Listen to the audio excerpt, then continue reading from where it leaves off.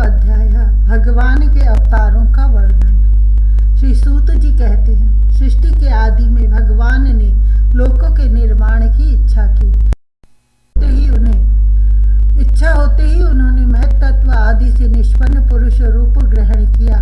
उसमें 10 इंद्रियां, 1 मन और 5 भूत, ये 16 कलाएं थी। उन्होंने कारण जल में शयन करते हुए जब योग निद्रा का विस्तार किया, तब उनके नाभि सरोवर में से एक कमल प्रकट हुआ और उस कमल से प्रजापतियों के अधिपति ब्रह्मा जी उत्पन्न हुए। भगवान के उस विराट रूप के अंग प्रत्यंग में ही समस्त लोकों की कल्पना की गई है। वह भगवान का विशुद्ध सत्वमय श्रेष्ठ रूप है। योगी लोग दिव्य दृष्टि से भगवान के उस रूप का दर्शन करते हैं। भगवान का वह रूप हजारों पैर, जांघें, भुजाएं और मुखों के कारण अत्यंत विलक्षण है। उसमें सहस्रों सिर, हजारों कान, हजारों आंखें और हजारों नासिकाएं हैं। हजारों मुकुट, वस्त्र और कुंडल आदि आभूषणों से वह उल्लसित रहता है। भगवान का यही पुरुष रूप, जिसे नारायण कहते हैं, अनेक अवतारों का अक्षय कोश है। इसी से सारे अवतार प्रकट होते हैं। इस रूप के छोटे से छोटे अंश से देवता, पशु, पक्षी और मनुष्य आदि योनियों की सृष्टि होती है।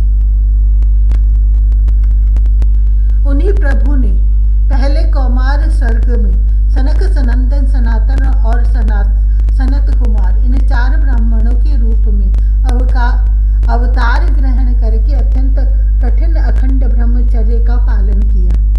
दूसरी बार इस संसार के कल्याण के लिए समस्त यज्ञों के स्वामी उन भगवान ने ही रसातल में गई हुई पृथ्वी को निकाल लाने के विचार से सूकर रूप ग्रहण किया। ऋषियों की सृष्टि में उन्होंने देव ऋषि नारद के रूप में तीसरा अवतार और सात्वत तंत्र का, जिसे नारद पांचरात्र कहते हैं, उपदेश किया। उसमें कर्मों के द्वारा किस प्रकार कर्म बंधन से मुक्ति मिलती है, इसका वर्णन है। धर्म पत्नी मूर्ति के गर्भ से उन्होंने नर नारायण के रूप में चौथा अवतार ग्रहण किया। अवतार में उन्होंने ऋषि बनकर मन और इंद्रियों का सर्वथा संयम करके बड़ी कठिन तपस्या की। 5वें अवतार में वे सिद्धों के स्वामी कपिल के रूप में प्रकट हुए और तत्वों का निर्णय करने वाले सांख्य शास्त्र का, जो समय के फेर से लुप्त हो गया था, आसुरी नामक ब्राह्मण को उपदेश किया।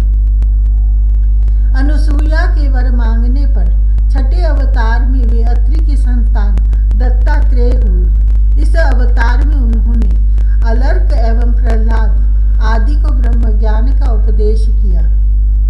7वीं बार रुचि प्रजापति की आकृति नामक पत्नी से यज्ञ के रूप में उन्होंने अवतार ग्रहण किया और अपने पुत्र याम आदि देवताओं के साथ स्वयंभुव मनवंतर की रक्षा की।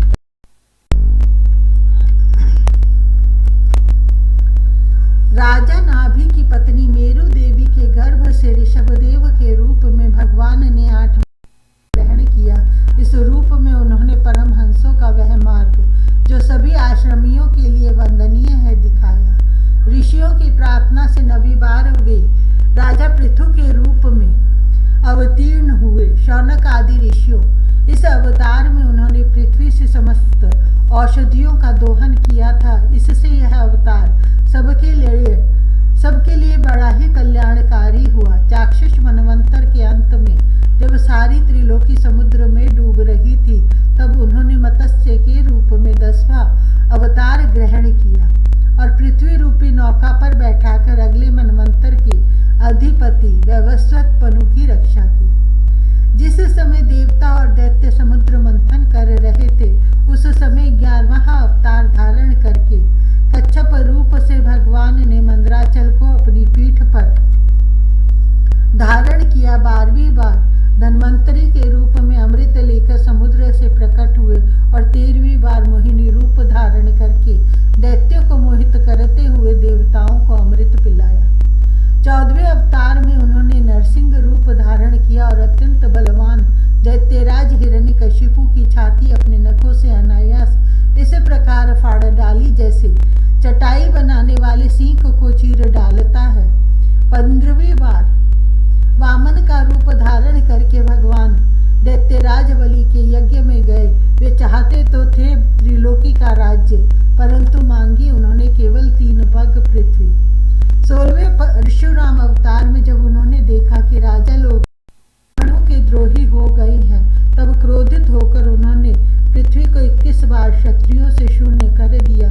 इसके बाद 17वें अवतार में सत्यवती के गर्भ से पराशर जी के द्वारा वे व्यास के रूप में अवतीर्ण हुए। उस समय लोगों की समझ और धारणा शक्ति कम देखकर आपने वेद रूप वृक्ष की कई शाखाएं बना दी। 18वीं बार देवताओं का कार्य संपन्न करने की इच्छा से उन्होंने राजा के रूप में राव अवतार ग्रहण किया और सेतु बंधन, रावण वध आदि वीरतापूर्ण बहुत सी लीलाएं की। 19वें और 20वें अवतारों में उन्होंने यदुवंश में बलराम और श्री कृष्ण के नाम से प्रकट होकर उतारा। उसके बाद कलयुग आ जाने पर मगध देश बिहार में देवताओं के देशी दैत्यों को मोहित करने के लिए अजन के पुत्र रूप में आपका बुद्ध अवतार होगा। इसके भी बहुत पीछे जब कलयुग का अंत समीप होगा और राजा लोग प्रायः लुटेरे हो जाएंगे, तब जगत के रक्षक भगवान विष्णु यश नामक ब्राह्मण के घर कल की रूप में अवतीर्ण होंगे। शौनक आदि ऋषियों जैसे अगाध सरोवर से हजारों छोटे छोटे नाले निकलते हैं, वैसे ही सत्वनिधि भगवान श्री हरि के असंख्य अवतार हुआ करते हैं। ऋषि, मनु, देवता, प्रजापति, मनुपुत्र और जितने भी महान शक्तिशाली हैं, वे सब के सब भगवान के ही अंश हैं। ये सब अवतार तो भगवान के अंशावतार अथवा कलावतार हैं, परंतु भगवान श्री कृष्ण तो स्वयं भगवान अवतारी ही हैं। जब लोग दैत्यों के अत्याचार से व्याकुल हो उठते हैं, तब युग युग में अनेक रूप धारण करके भगवान उनकी रक्षा करते हैं।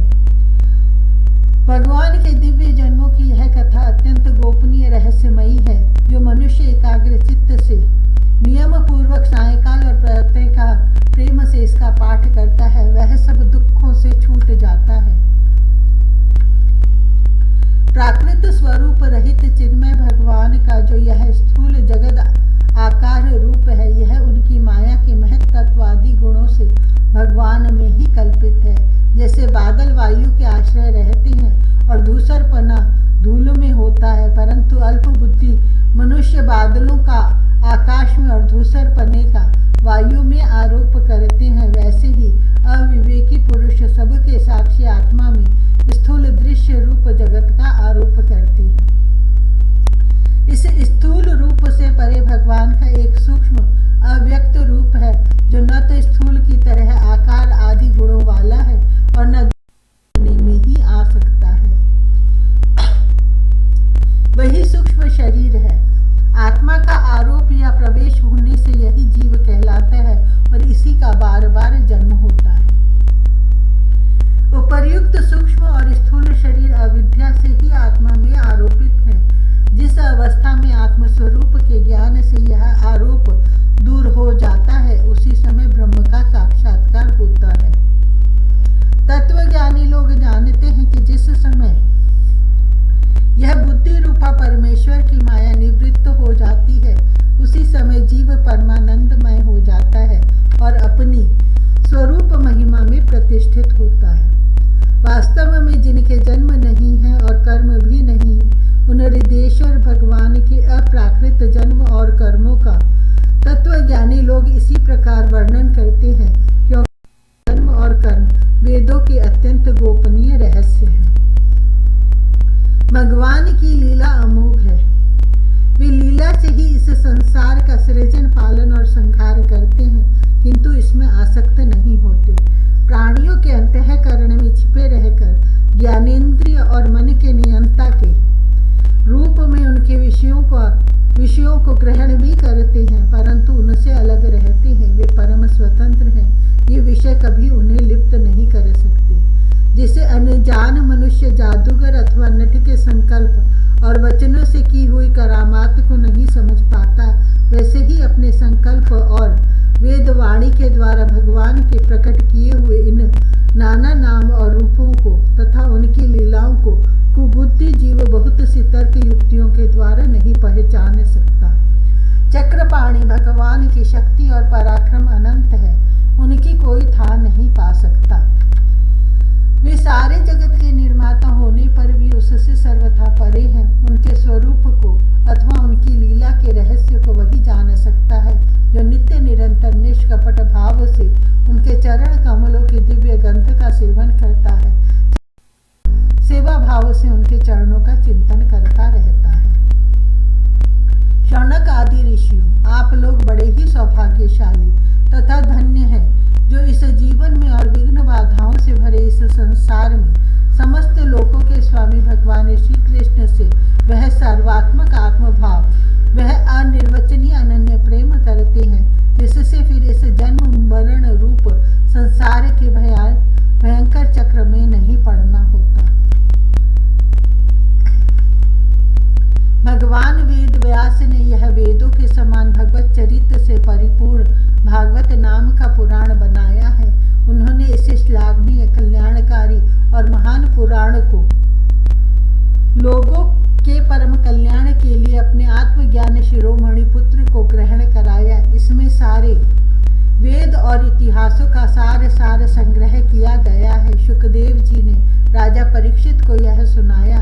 उस समय वे परम ऋषियों से घिरे हुए आमरण अनशन का व्रत लेकर गंगा तट पर बैठे हुए थे। भगवान श्री कृष्ण जब ज्ञान आदि के साथ अपने परम धाम को पधार गए, तब इस कलयुग में जो लोग अज्ञान रूपी अंधकार से अंधे हो रहे हैं, उनके लिए यह पुराण रूपी सूर्य इस समय प्रकट हुआ है। शौनक आदि ऋषियों, जब महातेजस्वी श्री शुकदेव जी महाराज वहाँ इस पुराण की कथा कह रहे थे, तब मैं भी वहाँ बैठा था। वहीं मैंने उनकी कृपापूर्ण अनुमति से इसका अध्ययन किया। मेरा जैसा अध्ययन है और मेरी बुद्धि ने जिस प्रकार इसको ग्रहण किया है, उसी के अनुसार इसे मैं आप लोगों को सुनाऊंगा।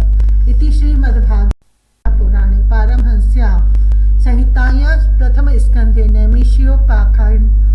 नैमिषीयोपाख्याने तृतीयो अध्यायः।